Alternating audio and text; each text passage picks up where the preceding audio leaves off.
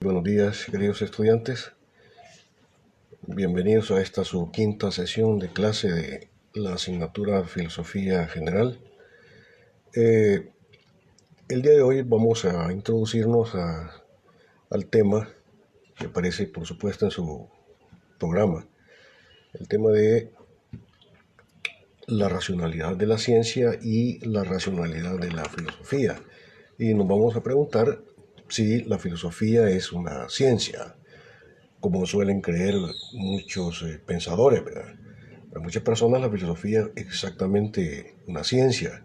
Y como dicen los manuales, los que fueron, ¿verdad?, manuales soviéticos de sociología, de filosofía, para ellos, en la visión de la filosofía soviética, en sus manuales, ellos determinan que la filosofía es la ciencia de las leyes más generales del ser y el pensar, ¿verdad?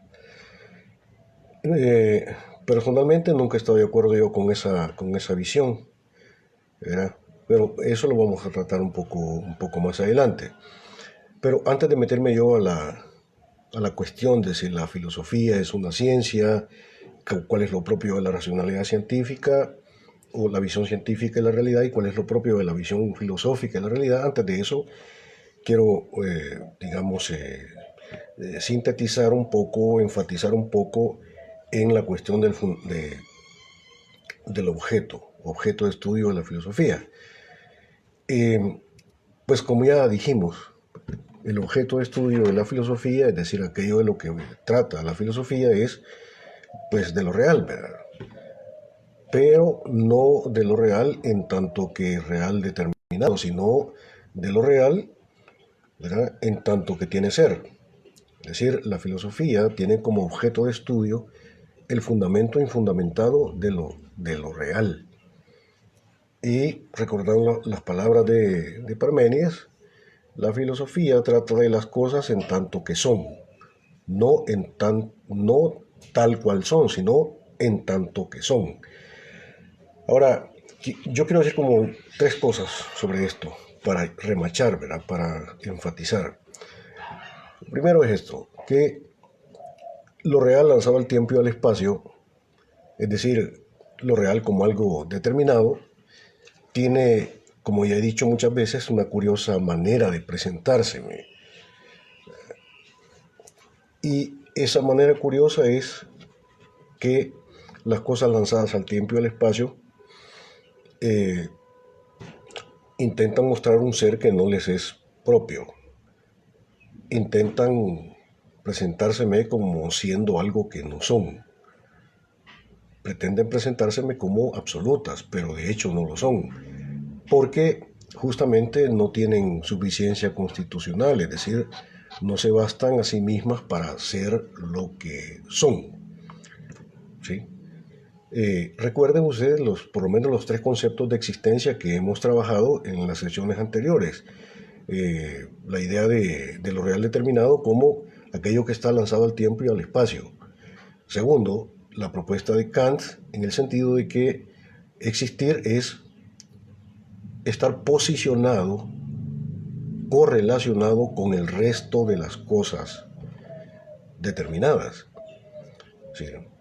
Existir es posicionalidad para Kant. Existen todas aquellas cosas que están puestas, ¿verdad?, unas en correlación con las otras y por tanto diríamos nosotros que todo existente tiene una forma de estar en relación con las otras. Hay una dinámica de correlación y de codeterminación. O sea, las unas se explican a partir de las otras, ¿sí? Esa es la propuesta kantiana. Y por supuesto habría que recordar también cuál es la visión cristiana de lo que es existir. Existir es tener ser fuera de su causa. En el orden de ideas que llevamos, ¿verdad?, habría que concluir, sacar una consecuencia. En consecuencia de lo dicho, si la esencia de lo finito Porque, por supuesto, las cosas determinadas, lanzadas al tiempo y al espacio, pues tienen esa característica de ser finitas, es decir, no son infinitas, o sea, no son absolutas, ¿sí? No son eternas, sino que son cosas que son finitas, es decir, están sometidas a tiempo y espacio, tienen un desde dónde y un hasta dónde, ¿sí? En términos de la materia y en términos del tiempo. Entonces, si la esencia de lo finito determinado es lo otro de sí, por tanto, lo infinito, resulta que lo finito únicamente puede ser esencialmente, es decir, ser verdadero y existir como verdadero, dejando de ser lo que es decir, dejando de ser material y finito y físico. Y para ser, tiene que dejar de ser lo que es, porque la verdad de las cosas determinadas y finitas no está en ellas. La verdad de lo finito y determinado está en aquello que es infinito, ¿sí? Por tanto, las cosas que se me presentan como pretendiendo ser absolutas y eternas y se me presentan como si tuvieran su vigencia constitucional son falsas. Y en tanto que son falsas, tienen que dejar de ser lo que son para pasar a ser aquello que verdaderamente deben ser. Tienen que dejar de ser finitas para pasar a ser infinitas, ¿sí? Por eso digo que las cosas determinadas, ¿sí?, no son plenas ni verdaderas cuando son lo que son, es decir, cuando son finitas, sino que únicamente pueden pasar, pueden trascender a su verdadera realidad cuando dejan de ser finitas y se correlacionan, se conjuntan y expresan lo infinito. Las cosas finitas tienen un propósito, tienen una finalidad. Porque frente a las cosas que son finitas y determinadas, uno tiene que preguntarse el porqué de esas cosas y el para qué de esas cosas. El porqué de lo finito es porque lo finito es solo mostración, un modo de presencia de lo infinito. Entonces, ¿por qué las cosas finitas son finitas y por qué están ahí? Porque han sido lanzadas ahí por el ser. ¿Y para qué están ahí? Bueno, están ahí justamente para dejar lo que son y pasar a ser lo otro. ¿Y qué es lo otro de ellas? Lo otro de ellas es exactamente el fundamento infundamentado, el ser, el absoluto, lo infinito. Entonces, ¿para qué están ahí? Para mostrarme, ¿verdad?, lo infinito. Es en las cosas finitas y determinadas en donde se me revela lo infinito. Pero tienen que dejar de ser para pasar a ser lo que no son.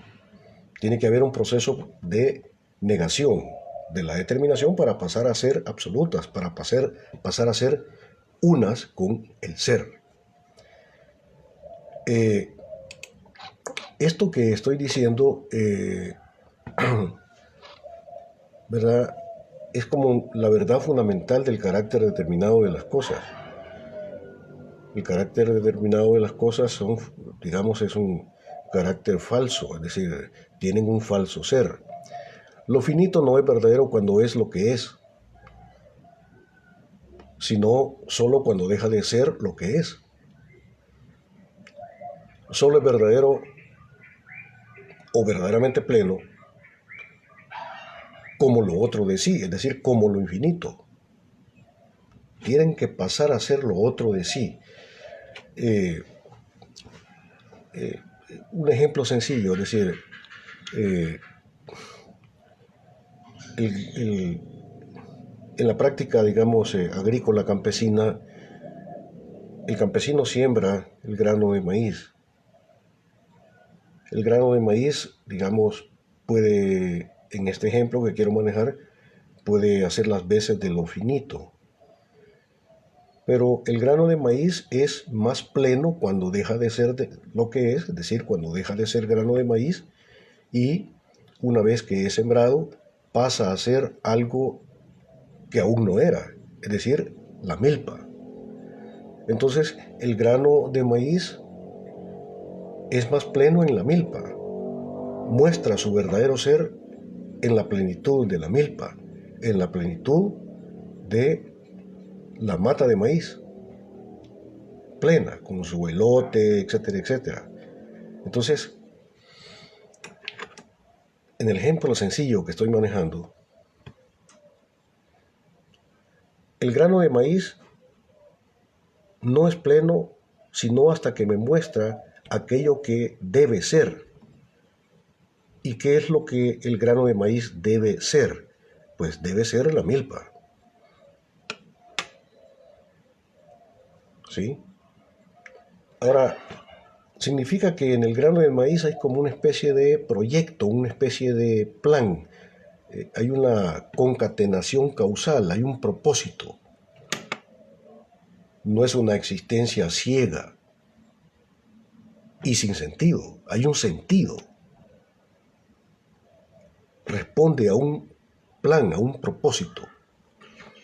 Pero podemos entender sencillamente, sin mucho ejercicio de la razón, que el grano de maíz, sin dejar de ser esencialmente lo que es, porque de alguna manera la planta de maíz ya está presente en la semilla, pero no está revelada, no está expresada en términos plenos, sino que la esencia presente ya, aquí y ahora, en el ser determinado llamado grano de maíz, se hace patente,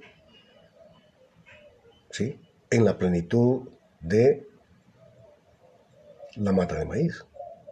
¿Sí? En ese ejemplo sencillo, pero el ser determinado para llegar a ser pleno tiene que negarse, tiene que de alguna manera dejar de ser lo que es para poder ser pleno. ¿Pudiera el ser determinado llegar a ser lo que debe ser, es decir, llegar a ser pleno sin perecer? No, no puede. Tiene que haber un proceso de autonegación, ¿sí? Tiene que haber un proceso de aniquilamiento de lo que el ser determinado es para poder pasar a ser lo que debe ser. En pocas palabras, el grano de maíz tiene que dejar de ser lo que es decir, dejar de ser grano de maíz para pasar a la plenitud de la milpa. Si no hay un proceso de negación, de aniquilamiento del ser determinado, no puede pasar a la plenitud. Y en pocas palabras, mis queridos estudiantes, este es el secreto de la muerte. No puede haber plenitud, no puede haber vida eterna, ¿sí?, no puede haber un proceso de encuentro con el ser infinito si no hay un proceso de negación. ¿Sí? La muerte no es un acto ciego de aniquilamiento absoluto. No es cierto que ahí se terminó todo. De la misma manera lo puedes ver en el grano de maíz. El grano de maíz se siembra y se destruye y deja de existir como grano de maíz, pero pasa a una plenitud mayor, que es la mata de maíz. ¿Ves? Entonces, lo que yo estoy tratando de compartir con ustedes es la idea de que la cosa determinada no es verdaderamente plena cuando es lo que es, sino justamente cuando deja de ser lo que es y pasa a ser lo otro de sí. ¿Y qué es lo otro de sí del ser determinado? Pues el ser absoluto, el ser indeterminado, aquello que es infinito. ¿Cuál es lo otro de sí de lo finito? Lo otro de sí de lo finito es exactamente lo infinito. Tiene que haber un proceso, un pasar de lo finito y determinado a lo infinito. Y las cosas determinadas únicamente son plenas cuando están correlacionadas y enraizadas en el infinito. Lo voy a explicar, quizá va a ser ya la última intervención sobre este asunto, con un ejemplo que espero yo que sea sencillo de entender. Voy a tomar un ejemplo de la vida ordinaria, de la vida real. Sí. Todo el mundo sabe lo que es un motor de carro, sin ser mecánico, ¿verdad? Sino simplemente sabemos lo que es un motor de carro y para qué sirve. ¿Sí? Y entonces todo el mundo sabemos también de que el motor de carro, el motor está formado por partes. Entonces, ¿sí? Hay una totalidad, digamos, que es el motor, y dentro de esa totalidad, que en nuestro ejemplo va a ser las veces de lo infinito, vamos a suponer, sola manera de ejemplo, de que el motor es la totalidad, es lo infinito, ¿sí? Es lo absoluto. Pero este es solamente un ejemplo. Y vamos a determinar también, vamos a suponer que una de las partes del motor, por ejemplo una bujía del motor, pues los motores de carro tienen bujía, pues esa parte del todo, pues justamente es el ser determinado, el ser finito. Entonces todos podemos entender que ¿sí? Las bujías están dentro del motor y tienen una función. Ahora bien, vamos con nuestro ejemplo. Sí. La cosa física y finita, llamada bujía, es absurda fuera de la racionalidad de la totalidad, llamada motor. ¿Sí? De tal forma que su verdadero ser no está en ser bujía separada. Sí, separada del motor como totalidad. Sí. Entonces, digo yo en este ejemplo que la bujía separada, extraída, puesta al margen, ¿sí? Fuera de la totalidad llamada motor, es absurda. Pero, ¿por qué es absurda? ¿Y por qué no es verdadera? Una vez que ha sido separada de. Lo que es la bujía fuera del motor está como predeterminada por la idea de motor. Es decir, cuando se construye una bujía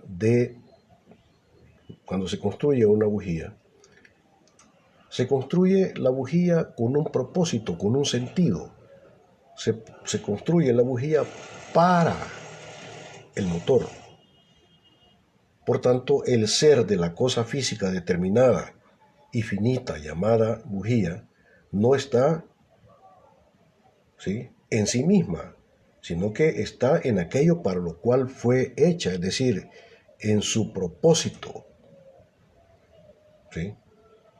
La bujía ha sido creada con un propósito, con una finalidad, ¿sí? Pero solo puede realizar su propósito, solo puede realizar, es decir, hacer real su propósito, su sentido, su fin, en tanto que está presente dentro de la funcionalidad del motor. Y allí la bujía es plena, porque muestra lo que es, muestra para qué es, por tanto muestra su propósito, ya en la funcionalidad del motor. Es decir, lo que estoy diciendo es que lo finito solamente es pleno en tanto que está correlacionado y articulado, ¿sí? En aquello que es mayor, en aquello que es, digamos, el fundamento infundamentado. En este caso, nuestro ejemplo sería el motor. ¿Sí? No tiene un ser propio la bujía. sino que su verdadero ser únicamente se va a revelar en el contacto de la funcionalidad del ser mayor, que en este caso pues es el motor. El ser físico de la bujía, el ser físico de la bujía está diseñada o está diseñado en virtud no de sí misma, sino en razón de un otro, es decir, el motor, que es la racionalidad sistemática e inclusiva de la idea, del concepto, del motor, ¿sí? Como concepto, como idea. La bujía, como cosa individual, se realiza para servir al motor. Pero además, la verdad de la bujía, lo que es, cómo es, para qué es y por qué es, solo se revela en la mostración de la bujía conectada en y con la totalidad sistemática del motor, que es, en este ejemplo, la totalidad, que es, en este ejemplo, la idea de lo infinito. En pocas palabras, lo que estoy diciendo yo acá es que la verdad de las cosas determinadas, la verdad de las cosas finitas, la verdad de las cosas existentes no está en sí misma. La verdad de lo determinado está en aquello que es indeterminado, está en aquello que es el fundamento último de lo real. La verdad de lo determinado está en el ser, porque el ser es indeterminado. El ser es absoluto. El ser es metafísico. El ser es, ¿sí?, infinito. La verdad de lo finito está en lo infinito. ¿Sí? Esa es la idea que yo quería posicionar. Y ahora sí, vamos a introducirnos en la cuestión de la racionalidad de la ciencia y la racionalidad de la filosofía. Ahora bien, dije yo en sesiones anteriores que ambos, tanto la ciencia, cualquier ciencia, ciencia natural, ciencia social, cualquier ciencia, al igual que la filosofía, pues reflexionan sobre lo real, ¿verdad? Pero que entienden lo real de diferente manera. Y por eso decía yo que el modo como la ciencia se pregunta frente a lo real es diferente al modo como se pregunta la filosofía frente a las cosas reales. Como lo vamos a ver inmediatamente después, la filosofía se pregunta de esta manera: ¿qué es aquello que hace que esta cosa determinada sea y exista como realidad?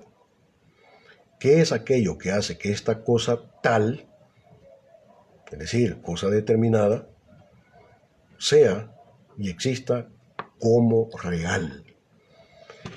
En la filosofía se va a preguntar frente a las cosas determinadas, se va a preguntar por el carácter de realidad de las cosas, es decir, qué es lo que hace que las cosas, ¿sí?, que existen, pues sean reales. Y como ya vimos en sesiones anteriores, ya la filosofía advierte, se da cuenta que las cosas existen, que las cosas son reales no precisamente porque existen, sino que es al revés. Las cosas pueden existir justamente porque previamente están fundadas en el ser. Y exactamente por eso es que son reales, porque están correlacionadas, ¿sí?, con el absoluto, con el infinito. Si no estuvieran correlacionadas, si estuvieran separadas, si pretendieran estar fuera del infinito, entonces no serían reales, sencillamente serían la nada. Pero ya también expliqué yo en sesiones anteriores que aún la nada, que pretende ser la absoluta negación del ser y que pretende ser la absoluta negación o disolución del infinito, no es. Porque aún la nada, es decir, aún el no ser, está atrapado dentro del ser. Porque aún el no ser también es. No hay manera de estar fuera del ser. No hay manera de estar fuera o de contradecir absolutamente al infinito o al ser. Entonces la filosofía se pregunta por el carácter de realidad de las cosas determinadas. Ahora bien, la ciencia se pregunta de otra manera. La ciencia va a preguntarse qué es lo que hace que esta cosa real sea y exista como determinada. Entonces la ciencia no se pregunta por el carácter de realidad de las cosas, sino que el carácter de realidad de las cosas lo da como supuesto. Aquí tengo un mundo, tengo una realidad que está llena de cosas, y entonces, desde la óptica de la ciencia, las cosas que están ahí, en el orden del existente, pues son reales, y no se hace cuestión de ello, solo supone que son reales, punto. No se pregunta por qué son reales, qué es aquello que las hace ser reales, sino que simplemente supone que son reales. Y ya que supone que son reales, entonces de lo único que se trata es, desde la óptica de la ciencia, es explicar su carácter determinado, su carácter existencial. Y la ciencia, en esa pregunta por el carácter determinado de las cosas, preguntándose qué es aquello que hace que esto determinado sea lo que es, pues se pregunta por la ley o las leyes del fenómeno determinado. Cada fenómeno, ya lo dije yo en sesiones anteriores, cada fenómeno tiene su ley. Su ley química, su ley física, su ley política, su ley económica. Todo fenómeno tiene su ley. Y esa ley del fenómeno es su regularidad interna. Es decir, la ley del fenómeno es su porqué. Su porqué. ¿Por qué esto es como es? ¿Por qué esto es así? La ciencia intenta establecer la regularidad interna del fenómeno, es decir, intenta conocer la ley específica del fenómeno específico. ¿De acuerdo? ¿Ves la diferencia entre el enfoque filosófico frente a lo real y el enfoque científico frente a lo real? Aún más,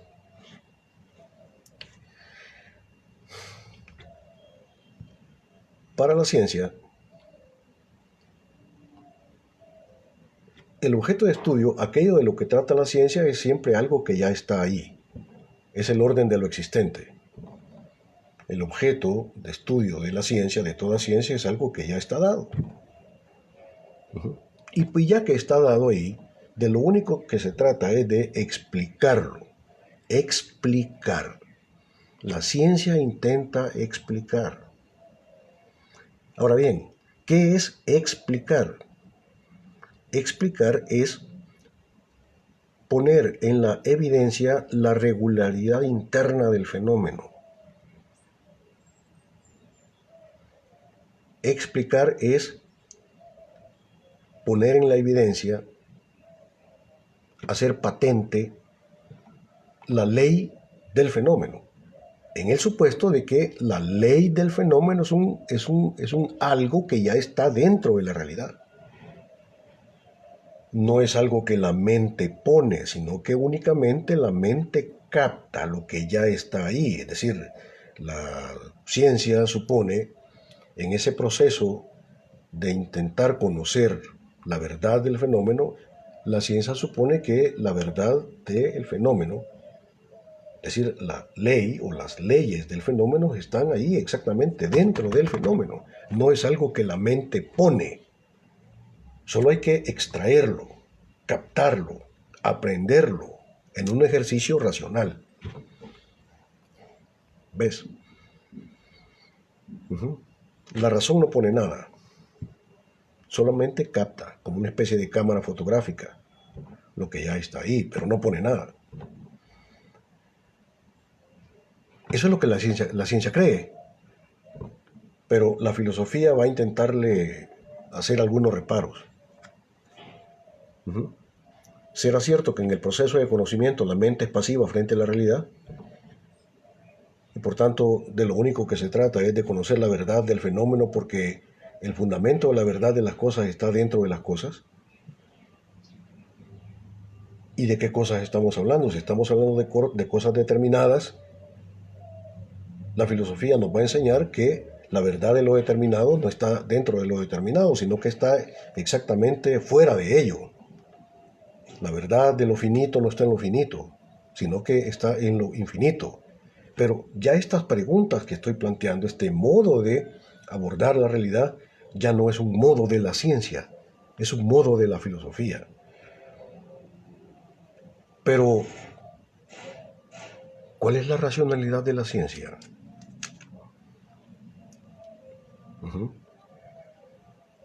¿Cuáles son las características del saber de la ciencia?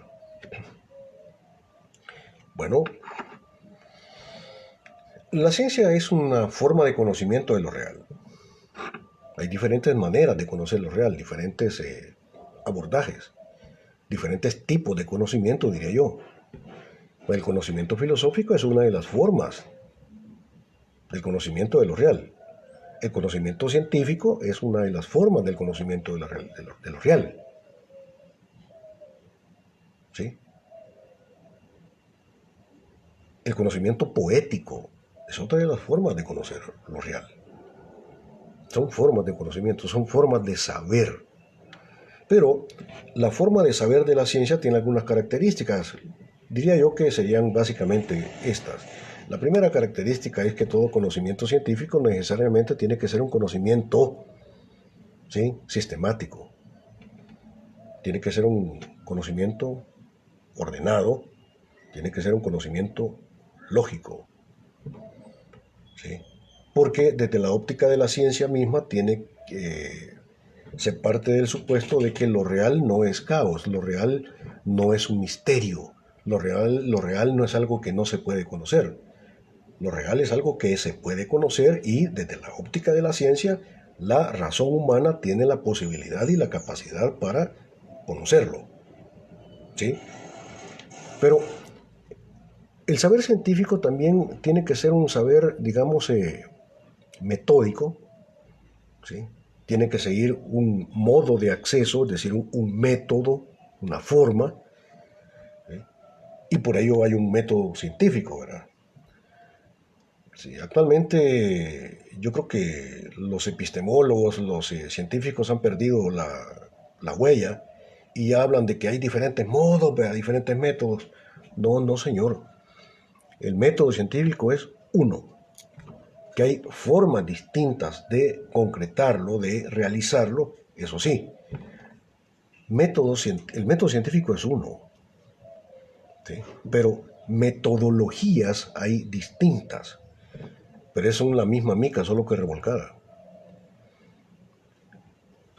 Igual decir yo que camisas las hay diferentes colores, tamaños, pero al final de cuentas todas son camisas.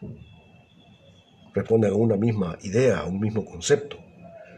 Entonces, el conocimiento de la ciencia es un conocimiento sistemático, sí, es un conocimiento metódico. También tiene que ser necesariamente un conocimiento probado.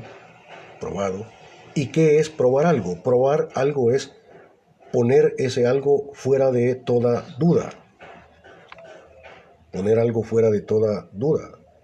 Entonces, básicamente las cosas se prueban, es decir, se ponen fuera de toda duda a partir de, creería yo, de...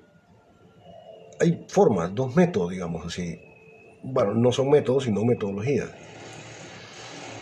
A través de la experimentación y a través de la lógica.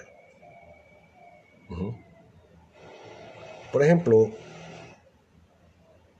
para saber si realmente el agua hierve a los 100 grados, ¿qué es lo que tengo que hacer? Pues experimentarlo. O sea, poner un poco de agua a hervir, ahí medir la temperatura y si veo yo que a los 100 grados hierve el agua, pues entonces es cierto. Es la experimentación. Si vos tenés un tu novio o una tu novia y que permanentemente te está diciendo de que sabe nadar, etcétera, etcétera, que es un gran nadador, etcétera, etcétera, pues ¿qué tenés que hacer? Llevarlo a la piscina más alta de Mapulapa, pegarle un empujón y si sale vivo, entonces sabe nadar. El fundamento de la verdad está en la experiencia, en la evidencia que da la experiencia. ¿Sí? ¿De acuerdo? Entonces las cosas se prueban por la vía experimental, pero también se prueban por vía lógica. No solamente por vía experimental, sino por vía lógica. ¿Sí? Por lógica. Yo sé, yo no conozco a la madre ni al padre de cada uno de ustedes. No los conozco. Nunca los he visto. No sé qué aspecto tienen. Pero necesito verlos, pregunto, necesito tener esa experiencia de conocer a tu papá y a tu mamá para saber de que detrás tuyo hay un padre y una madre, vivos o muertos. Necesito experimentarlo, necesito saber qué aspecto tiene. No necesito. Por lógica, ¿sí? Detrás de tu existencia, ¿sí? Hay o hubo un padre y una madre. Necesariamente.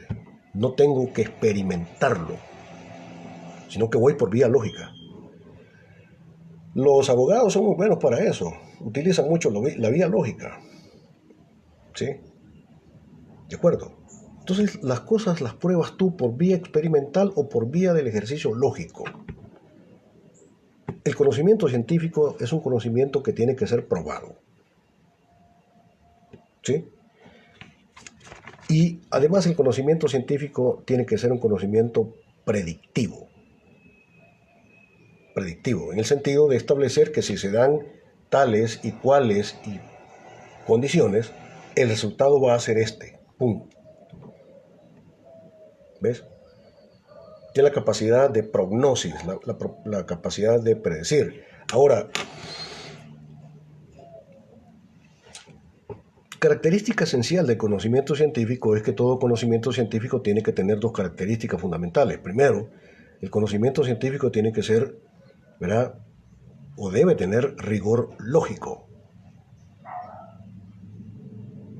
Y la segunda característica de todo conocimiento científico pretende, quiere, desea tener validez universal. ¿Sí? Dos características fundamentales. El saber científico intenta tener rigor lógico, estar sometido a la lógica, a las leyes lógicas, y tener validez universal. O sea, una proposición científica tiene que ser cierta más allá de tiempo y espacio.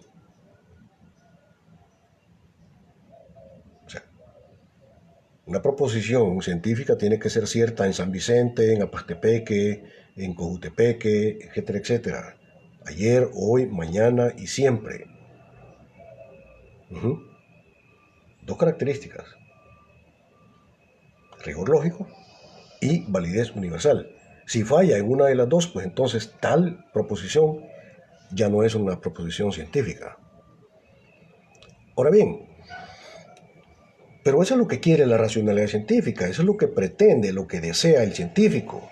Pero venimos los filósofos y entonces le advertimos a la ciencia, le advertimos a la racionalidad científica que, pues en ese su propósito, está cayendo en autocontradicción lógica. Pero claro, eso ya no lo puede ver el científico mismo, sino que somos los filósofos los que tenemos que decirle a ellos. Entonces, a la filosofía le corresponde una vigilancia una vigilancia teórica de la ciencia para ayudarle a avanzar y para advertirle que puede caer en autocontradicción, como lo está haciendo en este caso, que estoy diciendo que la ciencia pretende establecer, ¿sí?, verdades con validez universal. Ahora bien, ¿qué es lo que la filosofía le dice a la ciencia en este punto específico? Lo que los filósofos le decimos a los científicos es de que si pretenden establecer verdades más allá de tiempo y espacio, pues ya cayeron en autocontradicción lógica, porque en primer lugar, el objeto de estudio de la ciencia siempre es lo real determinado. Sí, y toda realidad determinada, por definición, no puede ser absoluta y está sometida a espacio-tiempo. Entonces, no se puede proponer verdades absolutas de aquello que no es absoluto, porque aquello que no es absoluto hoy es y mañana no es. Entonces, no se puede pretender proponer, ¿sí?, teorías absolutas de realidades que no son absolutas. Lo real existente no es absoluto. Lo acabo de decir al inicio de la clase. Entonces, la autocontradicción lógica en la que cae el pensamiento científico es que pretende establecer verdades absolutas, es decir, más allá de tiempo y espacio, verdades con validez universal, partiendo de una realidad que no es absoluta. Y entonces cae en autocontradicción lógica. Lo que estoy tratando de decir es que la ciencia tiene que darse cuenta que sus proposiciones, sus teorías, necesariamente son finitas, necesariamente son provisionales. Provisionales. Un postulado científico puede ser cierto por el momento. Por ahora sí, ya veremos mañana. ¿Ves? Ese es el trabajo de los filósofos. ¿Te das cuenta? Rigor lógico y validez universal. Las proposiciones de la ciencia pretenden tener rigor lógico y validez universal. El rigor lógico, sí como no, deben seguir las leyes fundamentales de la lógica, y quiero referirme a una de las leyes básicas de la lógica, el principio de razón suficiente. Bueno, en realidad toda la filosofía y la ciencia van a la realidad teniendo muy en consideración, teniendo muy en cuenta el principio de razón suficiente, que es un principio lógico. ¿Qué dice el principio de razón suficiente? Dice que, ¿sí?, todo lo que existe tiene causa para existir. El principio de razón suficiente, que es un principio lógico, me dice que todo cuanto existe tiene causa para existir. Entonces lo que me está diciendo este principio lógico es que, primero, que lo real no es caos. O sea, que lo real determinado, ¿sí?, y por supuesto, el ser no es caos, es orden, y es orden lógico, es un orden causal, de causa y efecto, no es, no es una realidad casual, a ver qué sale, sino que es un orden sistemático, ordenado, riguroso, causal, y que tiene un sentido, tiene un propósito.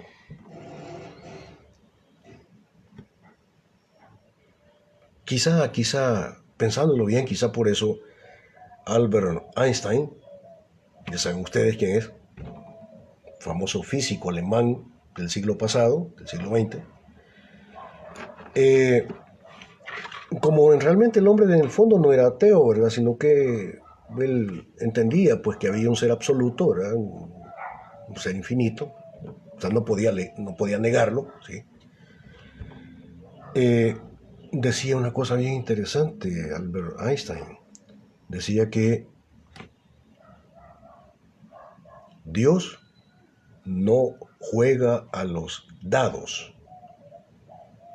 Lo que estaba diciendo Einstein es que en la idea de que Dios crea lo real y que es el fundamento último de las cosas y que Dios es el ser y que por tanto Él crea lo real, pone en la realidad, cuando Dios crea la realidad no juega a los dados, es decir, las cosas hechas y puestas por la divinidad no son obra de la casualidad.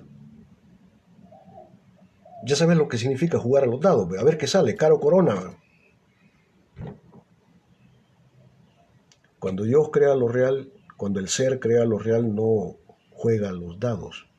Lo que Einstein estaba diciendo es que todo cuanto ha sido hecho por el absoluto tiene un orden lógico, tiene un porqué, es decir, tiene un sistema de leyes, tiene una regularidad interna, ¿sí? Y ese es su porqué, que es exactamente eso es lo que busca la ciencia, establecer el porqué de las cosas.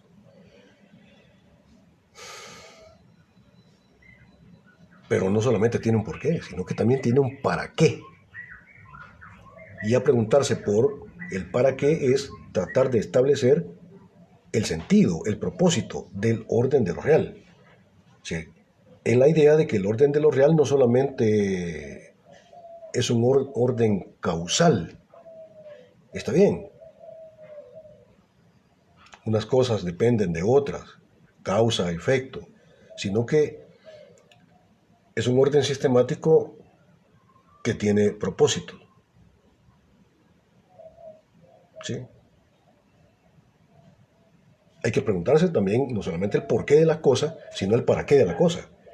Y si vamos al campo de las ciencias sociales, que también son ciencia, no solamente habría que preguntarse el qué de las cosas o el porqué de las cosas, el para qué de las cosas, sino que también hay que dar un paso más y preguntarse el para quién o para quiénes. Por ejemplo, en el campo de los fenómenos sociales, los fenómenos económicos, los fenómenos políticos, siempre hay que preguntarse el para quiénes. El sistema capitalista funciona. Sí, cómo no, sí, pero ¿para quién funciona? ¿Quién se beneficia? Lo ocurrido el día de ayer, sí, ocurrió, sí. Tiene su ley, su regularidad interna, tiene su por qué ocurrió y tiene un para qué ocurrió. Y también hay que preguntarse para quién, es decir, al final de los finales, ¿quiénes van a ser los beneficiarios? ¿Para quién funciona el mundo? ¿Quiénes son los que verdaderamente deben celebrar? Y quienes pues no tenemos mucho que celebrar, ¿verdad? Habría que verlo.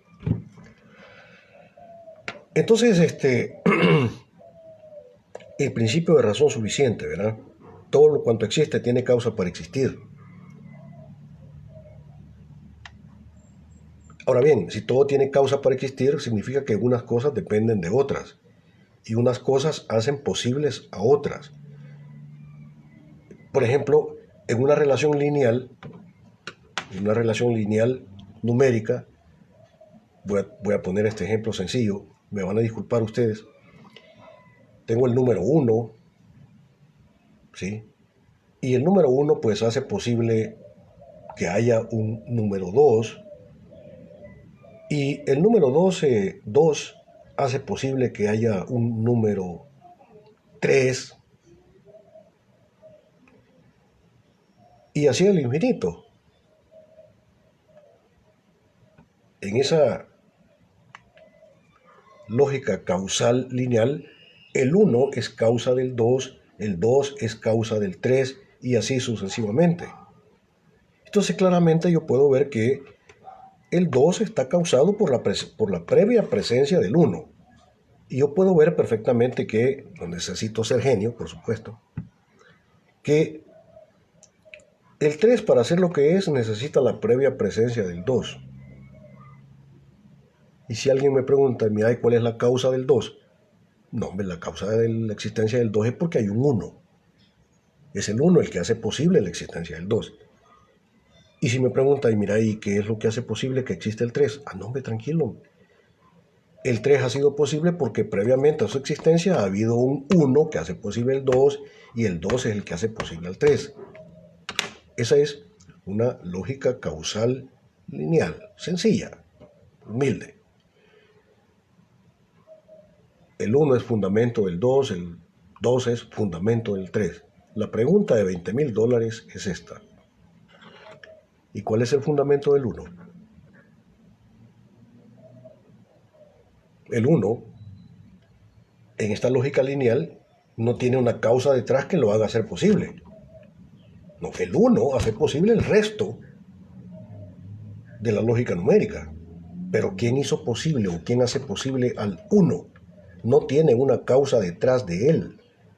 Por tanto, el 1 en este ejemplo sencillo, lineal, numérico, el 1 me aparece como un fundamento que a su vez no tiene fundamentación. Por eso el 1 es un fundamento infundamentado. En pocas palabras, el 1 en este ejemplo de una lógica causal lineal, el 1 me aparece como absoluto. El 1 me aparecería, ¿sí?, como causa primera y como causa absoluta del resto de la realidad. Esa es la idea de fundamento y fundamentado. Es cierto lo que dice el principio de razón suficiente. Todo lo que existe tiene causa para existir. Ah, muy bien. Pero si todo lo que existe tiene causa para existir, entonces es válida la pregunta por el fundamento y fundamentado. Si todo tiene causa para existir, entonces, ¿cuál es la causa primera de todo? ¿Cuál es ese fundamento que fundamenta todo lo demás, toda la realidad, pero que tras de sí no tiene nada ni nadie que lo fundamente a él? Y ese es el infinito, ese es el fundamento infundamentado, ese es el objeto de estudio de la filosofía. Eso no lo va a estudiar la química, la física, la economía, el fundamento último, el real, el ser, ese es el ser. Como decía Parménides, la filosofía es una reflexión sobre las cosas en tanto que son, es decir, en tanto que están fundadas en el ser.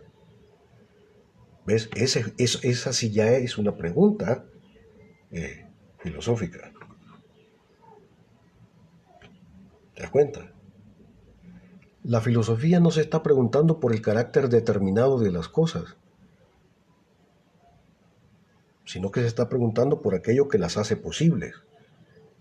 Se está preguntando por aquello que hace posible que pueda haber determinación, que pueda haber existencia. Y la filosofía también observa el principio de razón suficiente. Pero la filosofía se da cuenta de algo que la ciencia no se da cuenta. La filosofía se da cuenta de que la lógica no tiene mucho que ver con la verdad. ¿Qué es la lógica? Sí, la lógica es una ciencia. La lógica es la ciencia del pensamiento correcto. Ojo, la lógica es la ciencia del pensamiento correcto, no del pensamiento verdadero, no. La lógica es la ciencia del pensamiento correcto. ¿Y qué es aquello que es correcto? Aquello que es correcto es aquel planteamiento que se deriva necesariamente de sus premisas. Si algo se deriva necesariamente de unas premisas, entonces ese planteamiento es correcto. Por ejemplo, si yo digo que A,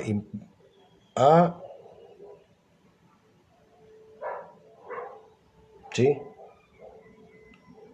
implica a B y B implica a C, luego por tanto A implica a C. Es correcto. Te voy a poner otro ejemplo más sencillo. Te voy a poner un silogismo lógico. Y la conclusión de ese silogismo es lo que se va a derivar necesariamente, o sea, forzosamente, de las premisas. Si mi primera premisa es que todos los vicentinos son músicos, primera premisa. Segunda premisa, Juan es vicentino. Luego, por tanto, ¿qué debo concluir? Si todos los vicentinos son músicos y Juan es vicentino, luego, por tanto, yo debo concluir, quiera o no quiera, que Juan es músico. Ese planteamiento es un planteamiento lógico, porque su conclusión se deriva necesariamente de las premisas. Ahora bien, ¿es verdadero? No. No es verdadero.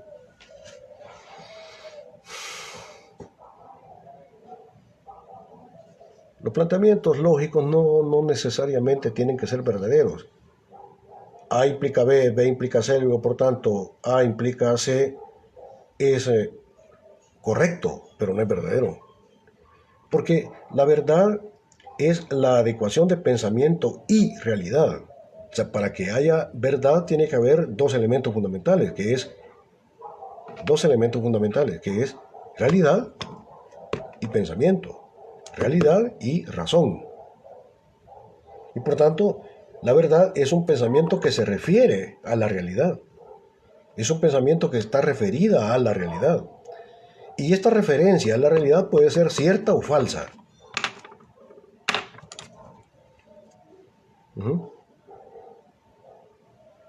Pero ese es el concepto de verdad. Ahora bien, es cierto, todo planteamiento verdadero tiene necesariamente que ser lógico, pero no todo planteamiento lógico tiene que ser verdadero. Todos los vicentinos son músicos. Juan es vicentino, luego por tanto Juan es músico. Planteamiento correcto, sí, cómo no. Planteamiento lógico, sí. Planteamiento verdadero, falso. ¿Ves? Voy a dar un paso más. Estoy tratando de compartir con usted cuál es la racionalidad de la ciencia. Después vamos a ver cuál es la racionalidad de la filosofía para tratar de fundamentar la idea de que la filosofía no es una ciencia.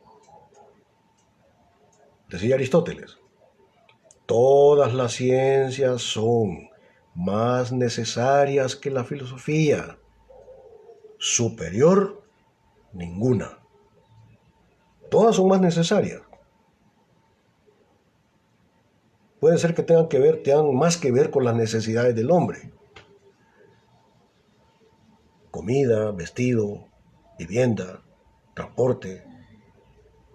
Son más necesarias, pero superior ninguna. Pero luego vamos a ver por qué el carácter de superioridad. Después, ¿dónde se fundamenta eso? Estamos viendo pues el modo de abordaje como la ciencia como tal aborda y piensa la realidad. Es propio de la ciencia natural, ¿verdad? Vamos a hablar un poco de la ciencia natural y rápidamente de cuál es el método que utiliza la ciencia natural en su intento de conocimiento de la realidad, sí, de la realidad natural, biológica, química, física. La ciencia natural, ¿verdad? Utiliza lo que yo llamo la racionalidad instrumental o la razón instrumental. Es un abordaje, es un método. Y la razón instrumental frente a las cosas existentes, frente a los fenómenos físicos, químicos, biológicos, básicamente se preguntan dos cosas. La razón instrumental se hace dos preguntas frente a las cosas reales. La primera pregunta que se hace a la razón instrumental es ¿cómo es el fenómeno? Y preguntarse cómo es el fenómeno es intentar describir el fenómeno. Por tanto, lo primero que va a intentar la razón instrumental de la ciencia natural frente a la realidad es tratar de describir el fenómeno. ¿Cómo es el fenómeno? Se pregunta, ve la realidad y se pregunta, ¿cómo es? Es un ejercicio de descripción. Pero ya que describe el fenómeno y ve cómo es, luego se hace una segunda pregunta, ya más profunda. La segunda pregunta que se va a hacer frente al orden de las cosas reales determinadas y existentes, se pregunta ¿por qué el fenómeno es como es? Pero ya cuando se pregunta el por qué la cosa es como es, ya está intentando esclarecer cuáles son las leyes del fenómeno, el porqué del fenómeno. ¿Sí? Hasta ahí. Y preguntarse por el porqué del fenómeno es exactamente explicar el fenómeno. Es un intento de explicación. Ya le dije yo anteriormente, al principio de la clase, explicar es poner en la evidencia la regularidad interna del fenómeno. Y la regularidad interna del fenómeno es la ley del fenómeno. Explicar es eso. Poner en evidencia la regularidad del fenómeno. Entonces, la ciencia natural se hace dos preguntas. ¿Cómo es el fenómeno y por qué es como es? Punto. Eso en el campo de la ciencia natural. En el campo de la ciencia social ya no se utiliza tanto la cuestión de la racionalidad instrumental, aunque sí se utiliza,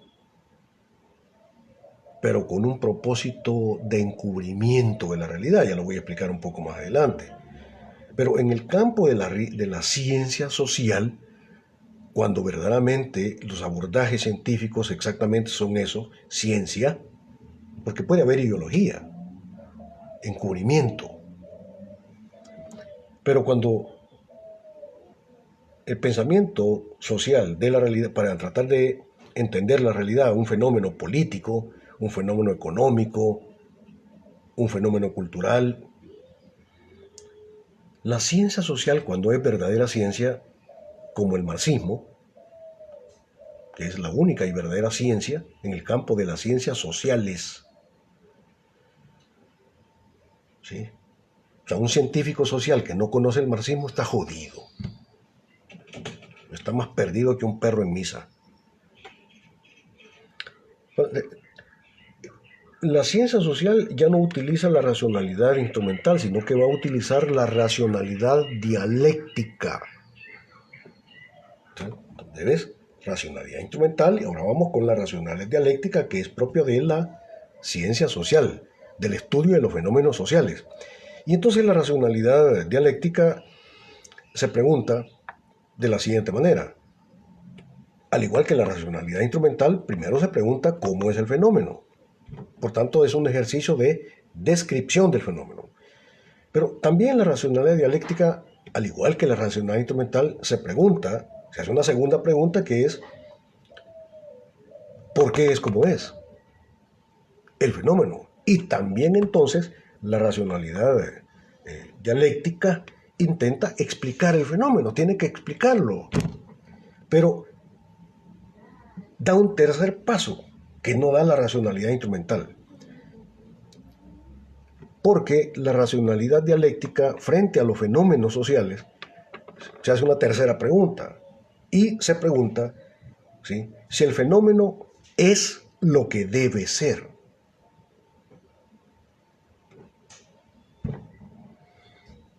La racionalidad instrumental nunca se va a preguntar si el fenómeno que es lo que debe ser. Porque da por supuesto que lo que es lo que debe ser. Punto.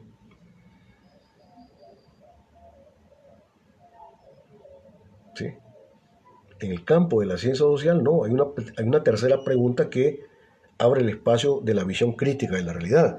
Porque se pregunta uno frente a un fenómeno si ese fenómeno es lo que debe ser.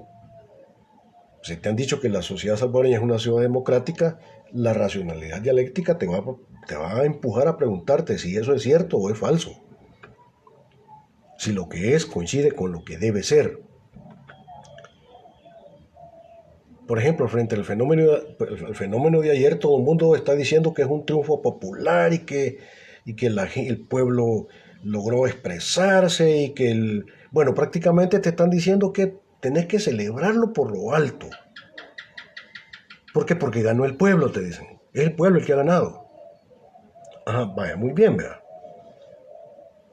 La racionalidad dialéctica me dice que tengo que preguntarme si eso que me están diciendo coincide con lo que debe ser, si eso es cierto. ¿Será cierto que el pueblo ha ganado? ¿Y qué es lo que ha ganado?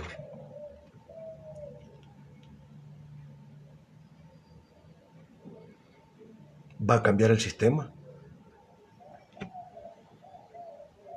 Uh-huh.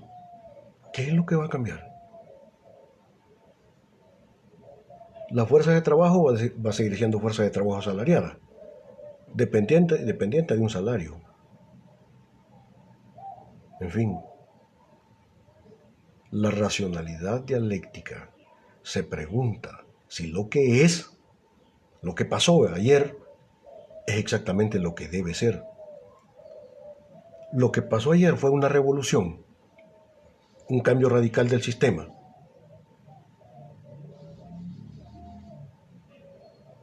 ¿Eso es lo que ha pasado? No. ¿Ya no hay clases sociales? Claro que siguen habiendo clases sociales. Y sigue habiendo lucha de clases. Eso no lo puede negar usted. ¿Sí? Sigue habiendo conflictos sociales. ¿Sí? Y no ahí están las obreras de la fábrica Florenci que llevan más de 40 días en huelga de hambre y no le resuelven su caso. ¿La clase trabajadora tiene algo que celebrar? Pues ojalá que así sea, ¿verdad? Pero la visión crítica de la realidad, sí, me obliga y me dice que tengo que pensar críticamente, ver si lo que es coincide con el deber ser. Pero eso es lo propio del pensamiento en el campo de las ciencias sociales. En el campo de la ciencia natural no. Pero ambas, tanto la ciencia natural y la ciencia social, ambas son ciencias. Y jamás van a preguntarse por la causa última del orden de la existencia, sino que únicamente se van a preguntar por las leyes del fenómeno. Y además caen en un contrasentido, de que pretenden establecer verdades con rigor lógico y validez universal. Y cuando pretenden establecer verdades con validez universal, significa que pretenden establecer verdades eternas, más allá de tiempo y espacio. Pero ya cayeron en autocontradicción lógica, porque ¿cómo pueden proponer verdades eternas referidas a una realidad que es cambiante? Es como querer correr con la cola pateada. No es posible. ¿Sí? Eh, lo último que voy a decir antes de cerrar la sesión de clase es que el objeto de estudio de la ciencia, es decir, aquello de lo que trata la ciencia, es un objeto que está ahí, es un objeto patente. Patente es lo que está ahí, es lo dado, es el orden de la existencia. Debe ser claro entonces que el objeto de estudio de la ciencia es un objeto patente, porque está dado. Ahora bien, el objeto de estudio de la filosofía no es algo que está ahí, obvio, al cual tengo yo acceso por la vía de los sentidos. No es algo obvio, sino que es algo que se descubre en la reflexión, en el ejercicio de la razón. Entonces, el objeto de estudio de la ciencia es algo patente. El objeto de estudio de la filosofía no es patente, es más bien latente. No es patente, es latente. Es un objeto de estudio huidizo. No es algo obvio, no está dado. Pasen un feliz día. Nos vemos el día jueves a las 4 de la tarde. Muchas gracias.